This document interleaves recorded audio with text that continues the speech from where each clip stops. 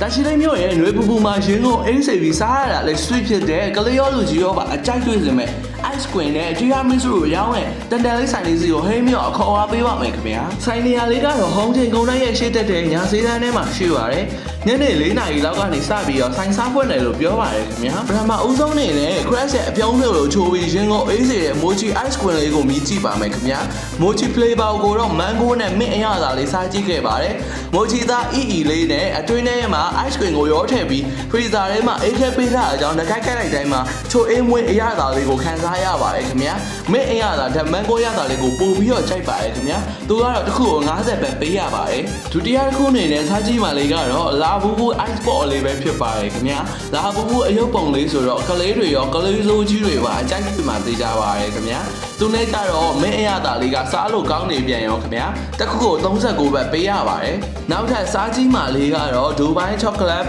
ice ball လေးပဲဖြစ်ပါတယ်အတွင်းထဲမှာ Dubai chocolate လိုမျိုး cracker အချောင်းသေးသေးလေးတွေရောပါသေးတာကြောင့်တကိုက်ကိုက်လိုက်တိုင်းမှာ cracker ရဲ့အရသာစိမ့်စိမ့်လေးနဲ့ chocolate အရသာခါတက်တက်လေးနဲ့တော်တော်လေးကိုစားလို့ကောင်းပါတယ်ခင်ဗျာသူကတော့တစ်ချောင်းကို50ပဲပေးရပါတယ်ခင်ဗျာနောက်ထပ်စားကြည့်မှလေးကတော့ Dubai chocolate ice cream လေးပဲဖြစ်ပါတယ်ခင်ဗျာဒီဆိုင်ပိုင်ရှင်က ice time ဝင်စားတာလားဘာလားတော့မသိဘူး ice cream ရဲ့ပုံစံကိုလာချက်ရှိုးလိုက်တော့နော်ဒိုးသားက marshmallow အသားနဲ့လုပ်ပေးထားတာဆိုတော့ကိုက်ပြီးဆွဲလိုက်တိုင်းအီလေးနဲ့အတွင်းထဲမှာလည်း ice cream chocolate cracker လေးတွေရောဆိုတော့စားရတော်တော်လေးကိုမှအရသာရှိပါတယ်ခင်ဗျာတစ်ခုကို85ဘတ်ပေးရပါတယ်ဒါလေးကတော့ lemon americano လေးပဲဖြစ်ပါတယ်ခင်ဗျာရေခဲခွက်ရောအပါကိုမှ40ဘတ်ပဲပေးရပါတယ်အရသာက lemon နဲ့ coffee ကိုရောထားတဲ့အရသာလေးဆိုတော့ခါစိမ့်စိမ့်လေးနဲ့တော်တော်လေးကိုမှတောက်လို့ကောင်းပါတယ်ခင်ဗျာနောက်ထပ်တစ်ခုကတော့တန်တန်လေးဆိုင်ကိုရောက်ရင်မဖြစ်မနေစားကြည့်တဲ့တရားမီစုခိတ်လေးပဲဖြစ်ပါတယ်ခင်ဗျာကိတ်သားလေးကဣပြီးတော့ချိုချိုစိမ့်စိမ့်လေးနဲ့ strawberry ရတာချိုချင်လေးနဲ့